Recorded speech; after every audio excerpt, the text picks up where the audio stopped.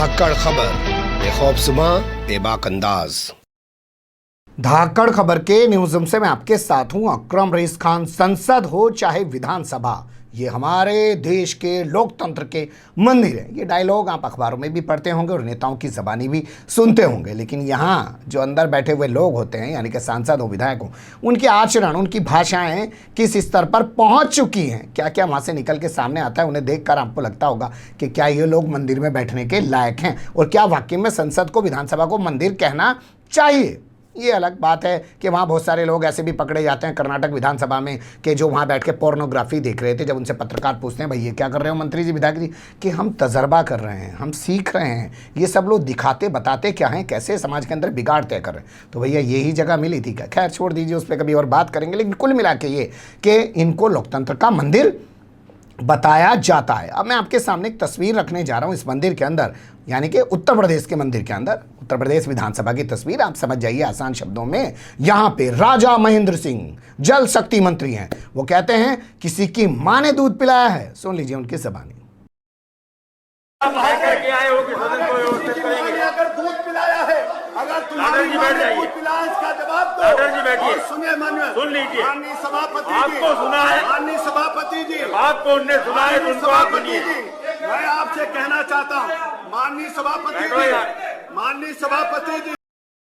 अब आप सोचिए कि राजा महेंद्र सिंह आखिर इतने गुस्से में क्यों हैं और विपक्ष के नेताओं को ऐसा क्यों कह रहे हैं। विपक्ष के नेताओं ने इनसे आखिर ऐसा क्या पूछ लिया है, वो भी मैं आपके सामने रखूंगा। लेकिन पहले जान लीजिए कि किन किन नेताओं ने इनसे सवाल पूछा है। बताया जा रहा है कि समाजवादी पार्टी के एमएलसी आनंद भदौरिया ने इनसे सवाल पूछा, संजय लाठर ने इनसे सवाल पूछा, ये भी समाजवादी पार्टी के हैं, और राकेश यादव ने भी इनसे सवाल पूछा। जल जीवन मिशन को लेकर इनसे कुछ सवाल पूछ लिया, क्योंकि आजकल आप देख रहे होंगे आम आदमी पार्टी के सांसद और उत्तर प्रदेश से आम आदमी पार्टी के प्रभारी संजय सिंह जल जीवन मिशन में बड़े घोटाले का आरोप लगाते हुए राजा महेंद्र सिंह पर दे दनादन आरोप लगा रहे हैं, प्रेस कॉन्फ्रेंस कर रहे हैं। हालांकि बीजेपी वालों ने उनके ऊपर मुकदमा भी दर्ज कर दिया आपराधिक और उनको मानहानि का नोटिस भी थमा दिया, लेकिन फिर भी उनके आरोप रुकने का नाम नहीं ले रहे हैं।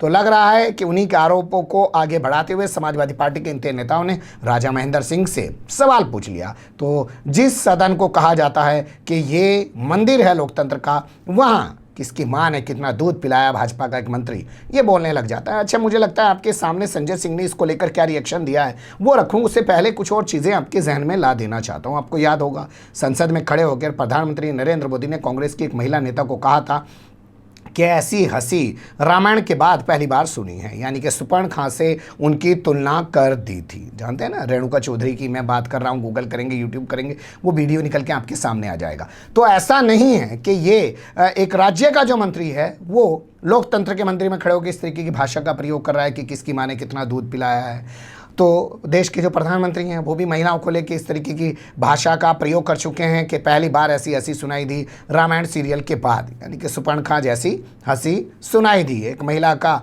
इस तरीके से अपना। और उसके अलावा मंचों पे तो ना जाने क्या क्या बोलते हैं, 250 कैरेट की गर्लफ्रेंड है, वो लॉन में अपने फलानी चीज़ पहन के टहलती है, क्या क्या पहन के टहलती है। ये प्रधानमंत्री के आप गूगल करेंगे तमाम चीज़ें निकल के आ जाएंगे। लेकिन फिर भी लोकतंत्र का मंदिर है जी, और यहाँ पे ये किया जाता है जी, वहाँ पे वो किया जाता है। अब सुन लीजिए संजय सिंह ने विधानसभा में हुए इस पूरे हंगामे को लेकर किस तरीके का रिएक्शन दिया है। उत्तर प्रदेश का जल जीवन मिशन का घोटाला एनआरएचएम से बड़ा एक महा घोटाला है, ये मैं पहले दिन से कह रहा हूं।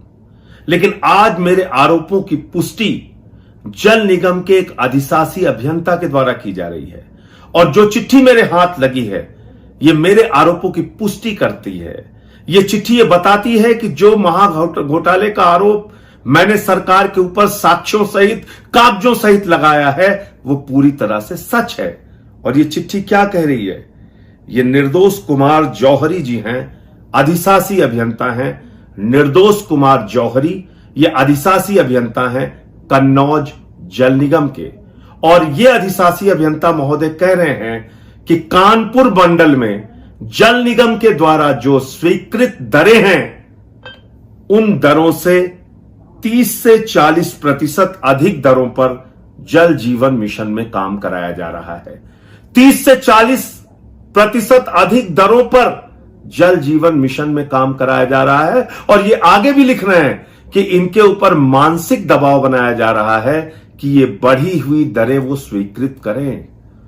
इनको प्रताड़ित किया जा रहा है, इनका उत्पीड़न किया जा रहा है। तो मैं पूछना चाहता हूं आदित्यनाथ जी से कि आप घोटालों की, महाघोटालों की जांच कराने के बजाय आज मैंने देखा विधान परिषद में समाजवादी पार्टी के माननीय सदस्य आनंद सिंह भदौरिया, माननीय सदस्य संजय लाठर, माननीय सदस्य राजेश यादव जी ने जब यह मामला उठाया तो माननीय मंत्री जी बौखला गए। वो कह रहे हैं जिसकी मां ने दूध पिलाया है। अरे अपने महाघोटाले पर जवाब दीजिए, किसकी मां ने कितना दूध पिलाया है जांचने की कोशिश मत कीजिए मंत्री जी।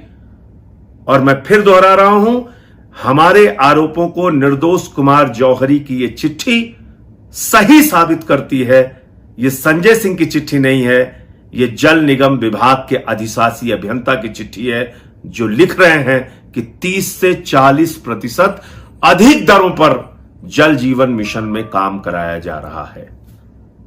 इसकी जांच कराइए, इसकी सीबीआई कराइए, इसकी supreme court, high court monitored SIT से जांच कराइए, तब इसका सच पता चलेगा आदित्यनाथ जी, और तभी आप लोगों को जेल भेज पाएंगे। यह महाघोटाला है, महाघोटाला है और महाघोटाला है। सुन लिया आपने, संजय सिंह बता रहे हैं कि कन्नौज उत्तर प्रदेश का एक जिला है, वहाँ पे जल निगम में एक एक्शन अफसर हैं निर्दोष कुमार जौहरी। उन्होंने बाकायदा चिट्ठी लिखी है, चिट्ठी लिख के कहा है कि कानपुर मंडल, आप जानते ही हैं कानपुर मंडल यानी कि जोन में, कानपुर मंडल के अंदर जो जल जीवन मिशन शक्ति के तहत प्रोग्राम हो रहे हैं उसमें जो पेमेंट करवाई जा रही है, की जा रही है, वो तय मानकों से 30 से 40% ज़्यादा की जा रही है। भाई रुपये तय हुए 10, रुपये दे रहे 13 या 14, यानी कि 30-40% पेमेंट ज़्यादा करवाई जा रही है और उसके लिए दबाव बनाया जा रहा है। और वो कह रहे हैं कि मेरे द्वारा जो लगाए गए आरोप हैं वो सही साबित हो रहे हैं, इसलिए मैं चाहता हूं इस मामले की सीबीआई जांच होनी चाहिए। लेकिन जो आचरण मंत्री ने सदन के अंदर दिखाया, उसको लेकर क्या भाजपा ने माफ़ी मांगी? क्या मंत्री ने माफ़ी मांगी? नहीं मांगी, मांगने की ज़रूरत ही नहीं है। अब तो एक साधु मंदिर का जो अपने आप को स्वयंभू महंत बताता है, वो क्या देता है, 8 बजे हिंदू घर से बाहर चला जाता है, 9 बजे रात को आता है, इस दौरान उसकी पत्नी घर पे अकेली होती है, कबाड़ी वाला आता है मुसलमान, इलेक्ट्रीशियन आता है मुसलमान, पानी वाला आता है मुसलमान, फल वाला आता है मुसलमान, डिलीवरी बॉय आता है मुसलमान, तमाम लोग मुसलमान आते हैं। जैसे उस महिला का कोई चरित्र नहीं है, वो सब इनके ही इंतज़ार में बैठी रहती हैं कि कब कोई कबाड़ी मुसलमान आ जाए। तो मुँह से बोल के शर्म नहीं आ रही है और उससे कोई नहीं पूछ रहा है कि आखिर तूने ऐसे क्यों बोल दिया। हालांकि दिखावटी तौर पर राष्ट्रीय महिला आयोग ने उत्तर प्रदेश के डीजीपी को एक नोटिस भेज रखा है। उसके बाद क्या किया हमारे पास जानकारी है नहीं, वो साधु अपनी जगह बना हुआ है। तो ये क्यों शर्मा जाए, ये क्यों रुक जाएं कि इस तरीके की भाषा का प्रयोग कर रहे हैं। खैर पूरी कटिंग निकल के सामने नहीं आई है, हो सकता है वीडियो का एक हिस्सा हो, विपक्ष की तरफ से भी कुछ ऐसे शब्द बोले गए हों, लेकिन अगर ऐसे शब्द बोले जाते तो इससे आप अंदाज़ा लगा सकते हैं कि भाजपा वाले उस कटिंग को निकालकर ज़रूर वायरल करते। लेकिन इसको लेकर समाजवादी पार्टी की तरफ से भी कोई हंगामा नहीं दिखाई दे रहा है, ये भी एक सवालों के घेरे में है। बने रहेगा धाकड़ खबर के साथ। फिलहाल कमेंट्स के रूप में आप लोग अपनी राय दे सकते हैं, खबर को लाइक कर सकते हैं, चैनल को सब्सक्राइब कर सकते हैं और ज़्यादा से ज़्यादा हमारी खबरों को शेयर कर सकते हैं। फिर ऐसे ही किसी सुलगते हुए या उलझते मुद्दे लेकर मैं आपके सामने होऊंगा हाजिर। फिलहाल अभी मुझे दें इजाज़त।